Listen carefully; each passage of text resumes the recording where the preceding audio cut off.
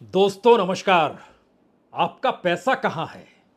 जी, आपने किस बैंक में अपना पैसा रखा हुआ है और आप सरकार की किन योजनाओं से जुड़े हुए हैं? इस दौर में क्या आपने अपना इंश्योरेंस भी करा लिया है? एलआईसी के साथ आप जुड़े हैं?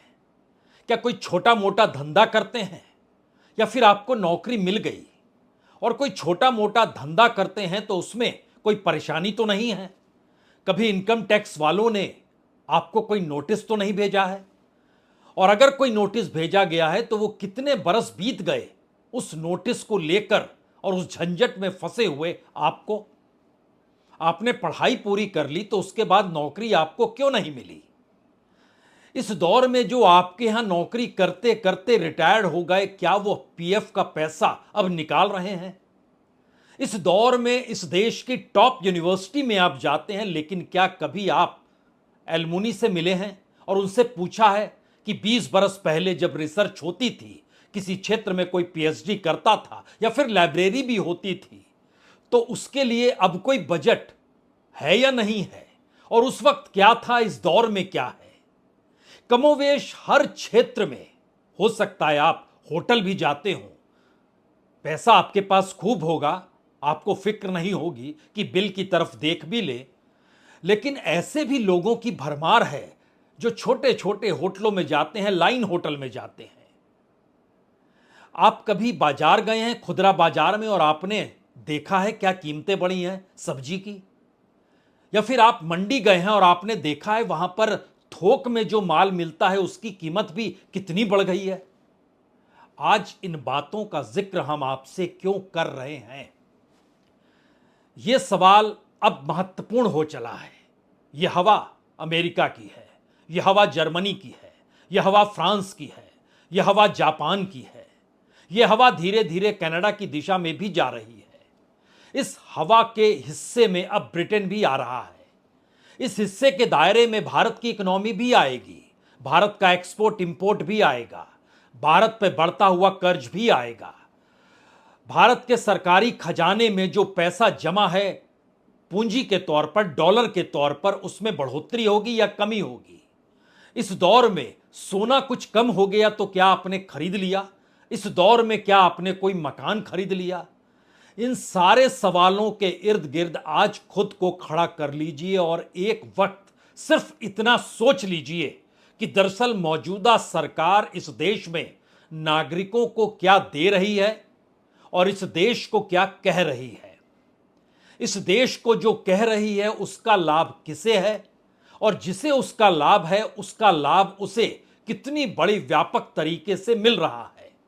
कौन है वो लोग जिन्हें लाभ मिल जाता है? कौन है वो लोग जिनके पास नौकरी नहीं, महंगाई की मार है, परेशान हालात में है, और यहां तक कि इस देश का असंगठित क्षेत्र जहां पर कोई गारंटी होती नहीं है कि आपकी मेडिकल सुविधा होगी, आपको छुट्टी मिलेगी? जी नहीं।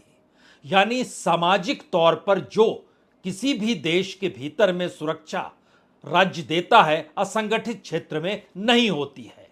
और इस दौर में उसी क्षेत्र में बढ़ते बढ़ते इस देश में रोजगार खोजने और पाने वालों की रफ्तार 93% तक असंगठित क्षेत्र में पहुंच चुकी है। यानी जहां पर व्हाइट कॉलर नौकरी है, वहां पर जो सुरक्षा का दायरा है, उसके दायरे में इस देश के सिर्फ 6.5 से 7% लोग ही आते हैं।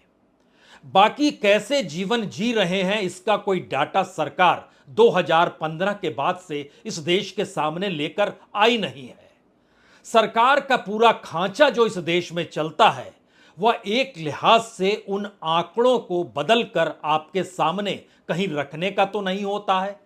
और इस दौर में मीडिया को यह कहा जाता है, आप क्यों इस दौर में बजट बुलेटिन चलाएंगे, इस देश की इकोनॉमी को लेकर चर्चा करेंगे, इस देश की अर्थव्यवस्था को लेकर कोई सवाल खड़ा करेंगे? भूल जाइए इसे।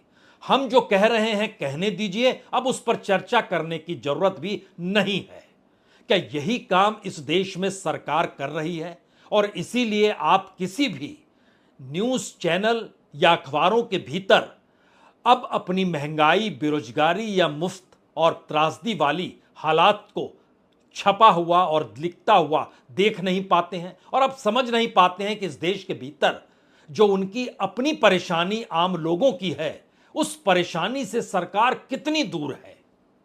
तो आइए आज एक एक कर इस पे चर्चा शुरू की जाए। उससे पहले हमें लगता है जब प्रधानमंत्री इस देश को विकसित भारत 2 जुलाई प्रधानमंत्री भाषण दे रहे थे, समूचा विपक्ष शोर मचा रहा था, वो वेल में आ गया था। प्रधानमंत्री का गला नहीं सूखा, वो लगातार इस देश के लिए सब कुछ करने को तैयार हैं। तो पहले आज उनकी बात सुन लीजिए, उसके बाद एक एक बात सामने आपकी रखी जाएगी कि शुरू में आपसे हमने अपने आप को क्यों जोड़ लिया है।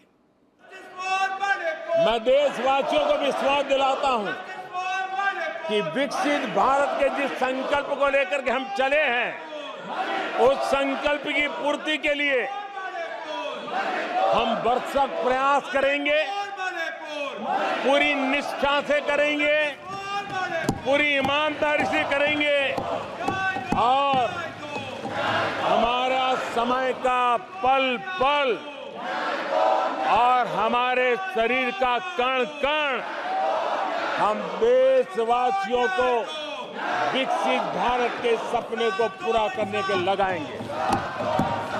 हमने देश की जनता को कहा था 24/7 फॉर 2047। आज मैं इस सदन में ही दोहराता हूं कि हम उस काम को अवश्य पूरा करेंगे। गांव में कहावत है, कर्ज ले लीजिए और घी पीजिए। और बीते 10 बरस में भारत का सच यही है कि अगर एवरेज निकालिएगा तो हर बरस 12 लाख करोड़ रुपए वर्ल्ड बैंक और IMF से भारत ने लिए हैं और बढ़ते बढ़ते अब 200 लाख करोड़ रुपया पार कर गया है भारत के ऊपर कर्ज का। लेकिन बात इससे बनती नहीं है। बात तो इस बात से बनती है कि भारत के ऊपर या भारत की जरूरत दोनों को हम पूरा कर पाने की स्थिति में नहीं, लेकिन संसद के भीतर प्रधानमंत्री ये कहने से चूक नहीं रहे कि हम विकसित भारत बनाएंगे। ये सपना हमने पाल लिया है। और कब बनाएंगे? 2047 में। उस वक्त प्रधानमंत्री की उम्र कितनी होगी, छोड़िए इसे। कल लाल किले के प्राचीर से भी हो सकता है प्रधानमंत्री इस बात को दोहराएंगे। लेकिन फिर यह ना पूछिएगा उस दौर में कौन सी पीढ़ी होगी, कौन से बच्चे बड़े होकर क्या कर रहे होंगे, क्योंकि इस दौर में उन्हें जो उपलब्ध कराया जा रहा है या इस देश के भीतर में जो भी पैसे वाला तबका जिस रूप में काम कर रहा है, उसकी आर्थिक माली हालत क्या है और इस देश का जनता का पैसा जो बैंकों में जमा है उसकी हालत क्या है, इससे एक तस्वीर आपके सामने साफ होगी। पिछले महीने जुलाई के महीने में अभी तक हम जो एक्सपोर्ट करते थे वो और कम हो गया, उसमें तकरीबन 2% की कमी और आ गई, लेकिन जो इंपोर्ट करते थे वो बढ़ोतरी हो गई। यानी हमारी जरूरतें अब अंतर्राष्ट्रीय बाजार से सामान मंगाने पर टिकी है और हमने तकरीबन $57.5 बिलियन का सामान मंगाया है। जो एक्सपोर्ट किया है वो सिर्फ 33.98 बिलियन यानी 34 मान लीजिए 34 बिलियन डॉलर का सामान एक्सपोर्ट किया और 58 बिलियन डॉलर का मंगा लिया। यानी हम घाटे में तकरीबन 23-24 बिलियन डॉलर रह गए। ये बोझ हमारे पास एक महीने का है। बात इससे भी नहीं बनी। इस देश के भीतर में जो आपका पैसा, जो हमने आपसे शुरू में ही पूछ लिया कि आपने किस बैंक में अपना पैसा जमा कराया है, उस पे जो मिलने वाला इंटरेस्ट है, यानी जो आपको वहां से मिलना चाहिए ब्याज, उस ब्याज की एवज में कितना पैसा सरकार ने इस दौर में उन रईसों को थमा दिया और रईसों से पैसा वापस भी नहीं लिया। बैंक दर बैंक अगर आप देखते चले जाइएगा, मसलन अगर आप ध्यान दीजिए तो यूनियन बैंक ऑफ इंडिया इस फाइनेंशियल ईयर में जो मार्च 2024 में खत्म हुआ, 18,264 रुपए जिन रईसों ने कर्ज लिया उनको हमने माफ कर दिया। पंजाब नेशनल बैंक का 16,257 करोड़ रुपया हमने माफ कर दिया। बैंक ऑफ बड़ौदा का हमने 10,518 करोड़ रुपया माफ कर दिया। इसी तरीके से तमाम बैंक होते होते सेंट्रल बैंक ऑफ इंडिया आइएगा तो 10,001 करोड़ रुपया हमने माफ कर दिया। बात इससे भी नहीं बनेगी। बात इससे बनेगी कि इस दौर में सिर्फ एसबीआई का बीते 10 बरस में 2,59,415 करोड़ रुपया जिन रईसों ने कर्ज लिया उनका माफ कर दिया गया। पंजाब नेशनल बैंक से 94,000, ये 10 बरस का डाटा है, 94,000 करोड़ से ज्यादा माफ किया गया। बैंक ऑफ बड़ौदा का तकरीबन 73-74 हजार करोड़ रुपया माफ किया गया। आप कहेंगे माफी सरकार करती है तो क्या वापस नहीं लेती है? जी नहीं, वो वापस नहीं लेती है। तब अगला सवाल होगा, बार बार रईस कह रहे हैं, रईस कौन है? तो सरकार ही जानकारी देती है कि हम जिन्हें कर्ज दे रहे हैं उसमें जो इस देश के बिग इंडस्ट्रियलिस्ट हैं, हमने कॉरपोरेट शब्द यूज नहीं किया है, इंडस्ट्रियलिस्ट किया है, क्योंकि इंडस्ट्री के जरिए इस देश में उत्पादन होता है। इस देश में उत्पादन करने वाले उद्योगों को जो कर्ज बरस दर बरस माफ किया गया उसका एवरेज 52 से 54% बनता है।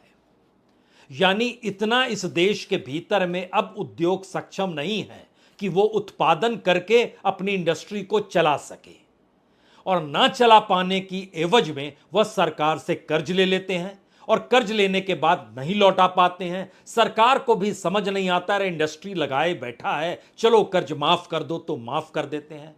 कॉरपोरेट का 27% कर्ज माफ कर दिया गया, सर्विस सेक्टर का लगभग 27% माफ कर दिया गया। आपके बाकी बचा क्या? बाकी कुछ नहीं बचा। इस दौर में आम जनता का कर्ज माफ नहीं होता है, किसानों का नहीं होता है, लेकिन अगर आपने कोई बड़ी इंडस्ट्री खोली है और उस इंडस्ट्री से आपका जुड़ाव कॉरपोरेट और कॉरपोरेट के आश्रय सरकार के साथ है, तो इस देश के भीतर में बरस दर बरस जो माफी हुई है, पिछले बरस 95,000 करोड़ रुपए की माफी बड़े उद्योगपतियों की हो गई।